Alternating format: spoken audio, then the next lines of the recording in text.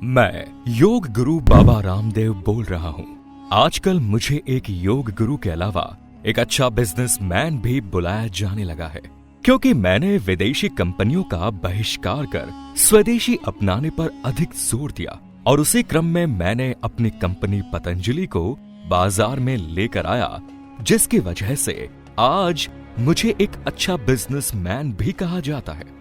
लेकिन आज पूरा देश जानता है कि मैंने अपने योग विद्या और स्वदेशी आंदोलन के दम पर देश में एक नई क्रांति को जन्म दिया, जिस कारण आज कई देसी छोटी कंपनियों को भी अपना प्रभुत्व स्थापित करने का मौका मिला और लोगों को अपने विरासत काल से चले आ रहे योग के बारे में पता चला। मैंने ही भारत देश में योग को पुनः जीवित किया और करोड़ों लोगों की कई समस्याओं को सिर्फ योग के माध्यम से सही करने का प्रयास किया। इतना ही नहीं, आज योग की वजह से देश नहीं अपितु विदेशों में भी जाना जाता हूँ और कई विदेशियों ने भी मेरे को देखकर योग करना सीखा है। आज मैं आपको मेरे जीवन से जुड़े हर एक पहलू से आपको जोड़ने की कोशिश करूंगा कि कैसे मैंने अपने जीवन की शुरुआत करी और क्यों मैंने इस क्षेत्र को चुना, कैसे मैंने इतनी बड़ी कंपनी की स्थापना की। मुझको आप पूरा देश स्वदेश की लहर लाने की वजह से जानता है, जिस वजह से लोगों ने विदेशी प्रोडक्ट की बजाय अपने देश में बने प्रोडक्ट को खरीदना ज्यादा उचित समझा। इसके अलावा मैंने देश में आयुर्वेद के महत्व को लोगों तक पहुंचाया तथा योग के माध्यम से निरोग रहने के तरीके भी बताए। इसके अलावा भी मैंने समय समय पर देश में स्वाभिमान और भ्रष्टाचार की आवाज बुलंद की। मैंने पतंजलि के माध्यम से आज भारत में हर रोज काम आने वाली जरूरत की चीजों को उत्पादित करना शुरू किया, जिसके माध्यम से लोग अपनी जरूरत की चीजें विदेशी कंपनी से ना खरीद कर स्वदेशी खरीद रहे हैं और वो भी उचित दाम में मिल रहे हैं। मेरा सपना है कि हमारे देश से गरीबी दूर हो, लोग आयुर्वेद अपनाएं और योग को ज्यादा से ज्यादा महत्व और अपना देश स्वदेशी प्रोडक्ट अपनाकर पूरे विश्व में वापस सोने की चिड़िया बन जाए। मुझे आज दुनिया एक योग गुरु के साथ साथ एक बिजनेसमैन के रूप में भी जानती है। मैंने आयुर्वेद की शिक्षा हासिल की और योग में महारत हासिल करके लोगों को योग और आयुर्वेदिक जड़ी बूटियों के फायदे बताए। मैंने लोगों को योग के माध्यम से कई बीमारियों को ठीक होने के तरीके बताए, तो लोगों ने उस तरीके को अपनाकर अपनी उन बीमारियों को ठीक भी किया जिनका इलाज अंग्रेजी दवाइयों में संभव ही नहीं था। ऐसे रोग योग के माध्यम से बिल्कुल ठीक हो गए। मैंने हरिद्वार में पतंजलि योग पीठ और पतंजलि आयुर्वेदिक लिमिटेड नाम की 2 संस्थाएं स्थापित की। पतंजलि योग पीठ लोगों को योग सिखाने का काम करती है, जिसमें आज देश के जाने माने लोग मेरे साथ जुड़कर अपना समर्थन दे रहे हैं, जिसमें प्रमुख रूप से अमिताभ बच्चन और शिल्पा शेट्टी है। मेरे साथ पूरे देश को योग सिखाने में मदद कर रहे हैं ये, और पतंजलि आयुर्वेदिक लिमिटेड लोगों की जरूरतों के प्रोडक्ट उत्पादित करती है जो बिल्कुल स्वदेशी है। दोस्तों, मेरे बचपन का नाम रामकृष्ण यादव था।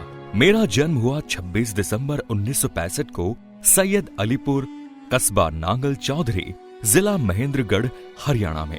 मेरे पिता का नाम रामनिवास यादव था और मेरी माता का नाम गुलाबो देवी। मेरा जन्म एक किसान परिवार में हुआ। मेरे पिताजी खेती बाड़ी का काम करते थे। हम 4 भाई बहन थे। मैंने अपनी प्राथमिक शिक्षा अपने गांव के समीपवर्ती गांव शहजादपुर 8वीं तक पढ़ाई की। उसके बाद ही मेरे शरीर को लकवा लग गया, जिस कारण मेरा आधा शरीर खराब हो गया। इसके बाद ही मैंने योग करना शुरू किया, जिससे मेरा लकवा ठीक हो गया। मेरे स्कूल के समय एक और भी घटना हुई। मेरे स्कूल के अध्यापक बीड़ी पिया करते थे, जिस कारण मैं अनशन पर बैठ गया कि जब तक आप बीड़ी नहीं छोड़ेंगे तब तक हम सब अनशन पर बैठे रहेंगे। इस कारण मेरे अध्यापक ने बीड़ी भी छोड़ दी। मेरे कमरे में सुभाष चंद्र बोस और भगत सिंह जी की तस्वीर लगी रहती है, जिसे मैं घंटों देखा करता था और अपनी माँ को कहता था कि मैं भी इनके जैसा ही काम करूंगा। मैं बचपन में रेडियो पर देशभक्ति गीत सुना करता था। इसके बाद मैंने अपने परिवार को बिना बताए अपने पास के ही एक गांव खानपुर में एक गुरुकुल से मात्र 1.5 साल में शास्त्रों, पुराणों और वेदों के ज्ञान को हासिल कर लिया। इस गुरुकुल में आचार्य प्रद्युम्न व योगाचार्य बलदेव जी ने मुझे योग और वेदों का ज्ञान दिया। इसके बाद मैंने देश के कई और भी गुरुकुल में जाकर धर्म वेद शास्त्रों का ज्ञान हासिल किया। इसके बाद मैं हरिद्वार आ गया और यहाँ पर मैंने कांगड़ी विश्वविद्यालय एवं गुरुकुल में योग और वेदों और धर्म शास्त्रों का अध्ययन किया। मैंने अपने जीवन में हिंदू धर्म की कई शास्त्रों, वेदों और योग की शिक्षा लेने के बाद संन्यास धारण करने का निर्णय किया और युवावस्था में ही मैंने संन्यास धारण कर लिया। यहाँ आकर मैंने स्वामी शंकर देव जी महाराज से दीक्षा ली और यहाँ पर शास्त्रों का अध्ययन किया।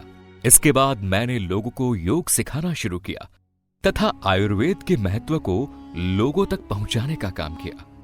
संन्यास धारण करने के कारण रामकृष्ण यादव का नाम बाबा रामदेव के नाम से विख्यात हुआ।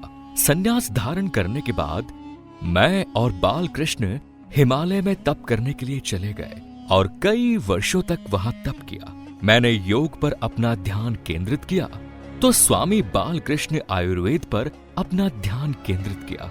तब मैंने काफी समय तक अनशन किया। उसके बाद वापस हरिद्वार आ गए और उसके बाद मैंने गुरुकुल शुरू किया, जहां पर मैंने लोगों को शास्त्रों तथा योग की शिक्षा देना प्रारंभ किया। मैंने हरिद्वार में 1995 में दिव्य योग मंदिर की स्थापना की। इस ट्रस्ट को स्थापित करने में मेरा प्रमुख सहयोग आचार्य बालकृष्ण और आचार्य कर्मवीर ने दिया। आचार्य बालकृष्ण जो आज भी मेरे साथ काम करते हैं। मैंने लोगों को योग सिखाने का काम प्रारंभ किया। इस समय मेरे योग को 2003 में आस्था टीवी द्वारा सुबह 5 बजे आने वाले कार्यक्रम द्वारा प्रसारित किया जाने लगा, जिस कारण मेरी पहचान घर घर तक होने लगी। लोग मेरे योग कार्यक्रम के माध्यम से घर बैठे योगा करते और अपने स्वास्थ्य में लाभ हासिल करने लगे। शुरुआत में मैंने सामान्य बीमारियों को ठीक करने के योग को सिखाया। उसके बाद मैंने कैंसर के बारे में भी बताया तो लोगों ने उसे मजाक बताया, लेकिन जब लोगों को परिणाम प्राप्त हुआ तो कई बड़े बड़े लोग मेरे फैन बन गए। इस ट्रस्ट का हेड ऑफिस आज हरिद्वार के कृपालु बाग आश्रम में स्थित है। मेरे अथक प्रयासों से आज योग भारत में ही नहीं अपितु पूरे विश्व में काफी प्रचलित है। इस कारण 21 जून को अंतर्राष्ट्रीय योग दिवस के रूप में मनाया जाता है। आज विश्व को ये पता चल चुका है, योग से हम निरोग रह सकते हैं और अपने स्वस्थ जीवन को जी सकते हैं। लोग मेरे कार्यक्रम को बहुत अधिक मात्रा में देखने लगे हैं। इसके बाद मैंने देश के अलग अलग कोनों में कई योग कार्यक्रम आयोजित करवाए, जिसमें लाखों की संख्या में लोगों ने मेरा समर्थन किया और मेरे द्वारा बताए गए योग को लोगों ने अपने जीवन में उतारा। मैंने अपने योग की शिक्षा को अपने देश तक ही सीमित नहीं रखा, विदेशों में भी लोगों को योग सिखाया, जिसमें प्रमुख देश अमेरिका, ब्रिटेन, जापान है, जिन्होंने लोगों को योग के महत्व के बारे में बताया तथा उन्हें योग की शिक्षा दी। मैं ऐसा पहला गैर मुस्लिम समुदाय का हूँ जिसने उत्तर प्रदेश के देवबंद जिले के मुस्लिम मौलवियों को योग की शिक्षा दी।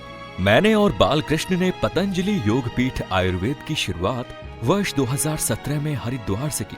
हमने आयुर्वेद और योग को एक साथ मिलाकर लोगों को शिक्षा देना प्रारंभ किया।